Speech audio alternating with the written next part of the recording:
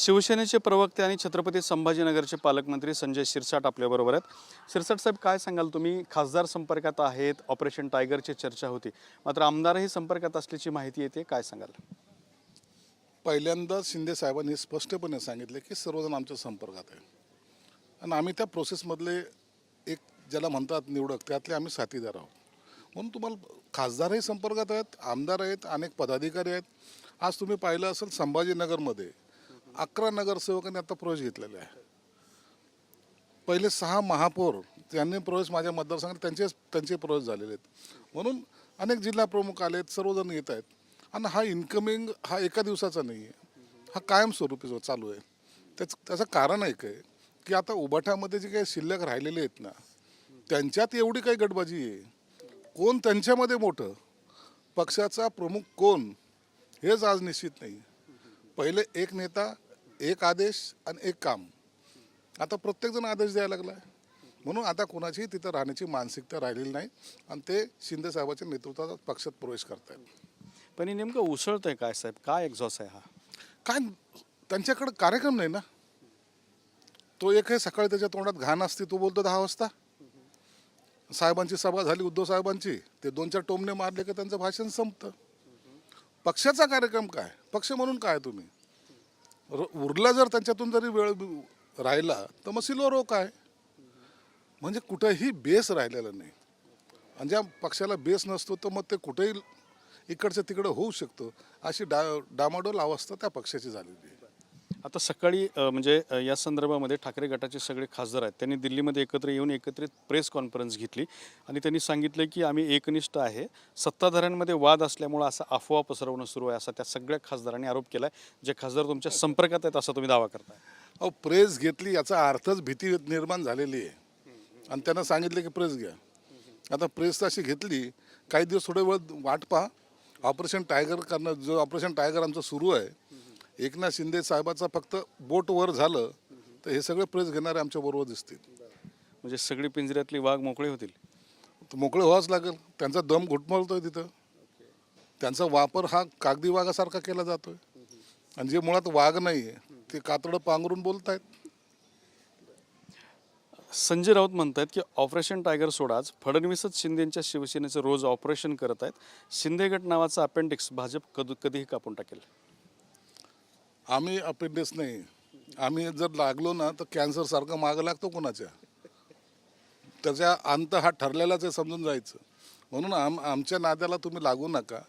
आम्ही कुणाला काय आहोत ते आम्हाला माहिती, जाणीव आहे. आणि एवढे कच्चे चेले नाहीत आम्ही.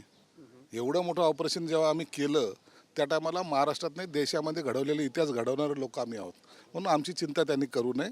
त्यांनी फक्त आता पाया कुणाच्या पडायचा, चरणी कुणाच्या लीन व्हायचं, शरद पवारच्या का राहुल गांधीच्या, ह्यामध्ये हे ठरवायला त्यांनी पाहिजे. आता करुणा धनंजय मुंडेंचा कालचा तुम्ही विषय बघितलेला असेल. करुणा धनंजय मुंडे म्हणाले आहेत की धनंजय मुंडे यांचा राजीनामा फडणवीस आणि अजित पवारांनी घ्यावा. धनंजय मुंडेंना भाजपचा पाठिंबा आहे. तात्काळ राजीनामा नाही घेतला तर पुढच्या निवडणुकीत काही खरं नाही असं म्हणतायत त्या. हे बघा, त्यांचं काय करायचं धनंजय मुंडे बाबतचा त्याचा निर्णय फक्त आणि फक्त अजितदादा त्यांच्या पक्षाचे नेते आहेत ते घेतील. त्याच्यावर आम्ही कोणतंही भाष्य करत नाही. तो त्यांच्या पक्षामध्ये अंतर्गत तो विषय असल्यामुळं आम्ही कोणतीच भूमिका त्यांनी काय घ्यावी किंवा काय घेऊ नये यावर आम्ही भाष्य करणारे कोणी नाही. जितेंद्र आव्हाडांनी ट्विट केले, त्यात ते म्हणतात की अक्षय शिंदेच्या आईवडिलांनी हा खटला मला आता लढवायचा नाही असं न्यायालयापुढे सांगितलं. मात्र उच्च न्यायालयाने स्वतःहून या केसमध्ये लक्ष घातले. ही चकमक खोटी असल्याचे न्यायालयाने पहिल्या दिवसापासून सूचित केलं. त्यानंतर सादर झालेल्या अहवालातून ही चकमक पूर्णतः खोटी असल्याचं सिद्ध झालं. त्यामुळे या संपूर्ण प्रकरणामध्ये न्यायालयाने कारवाईचे आदेश दिलेले आहेत पोलिसांवरती. त्यामुळे हा जो काही विषय आहे त्या संदर्भात ट्विट केले जितेंद्र आव्हाडांनी. नाही असू द्या ना, त्यांच्या आईवडिलांनी, अक्षय शिंदेच्या आईवडिलांनी काय लढायची नाही लढायची ते त्यांची मानसिकता आहे. अहो, तुम्ही अनेक असे खटले झालेले आहेत.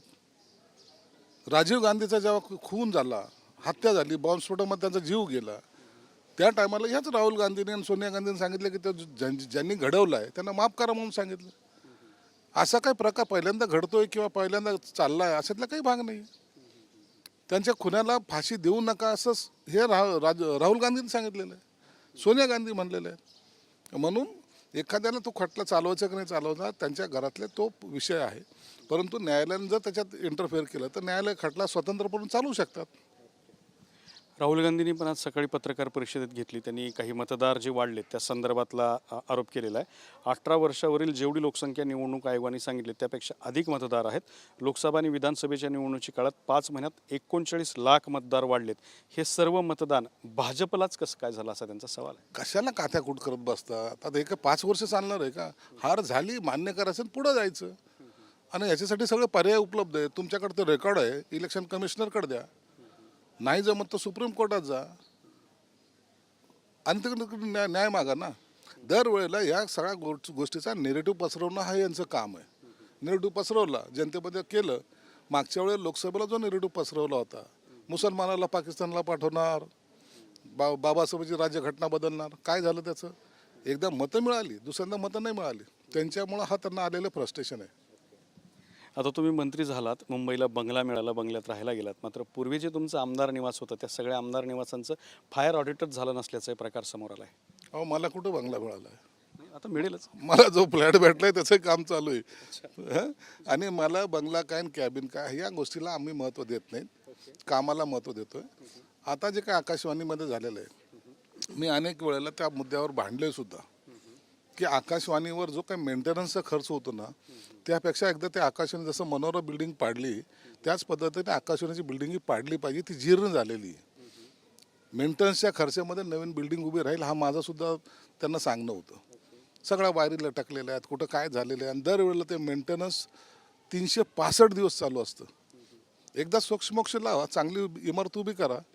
भविष्यामध्ये 25 वर्ष काही झालं नाही पाहिजे त्याला. तर हे होते संजय शिरसाट यांनी स्पष्ट केलेलं आहे की वाघ घुसमटलेत आणि लवकरच त्यांचा मोकळा श्वास त्यांना घेता येईल. कॅमेरामन अमित ताडेसोबत दत्ता कानवटे, TV9 मराठी, छत्रपती संभाजीनगर.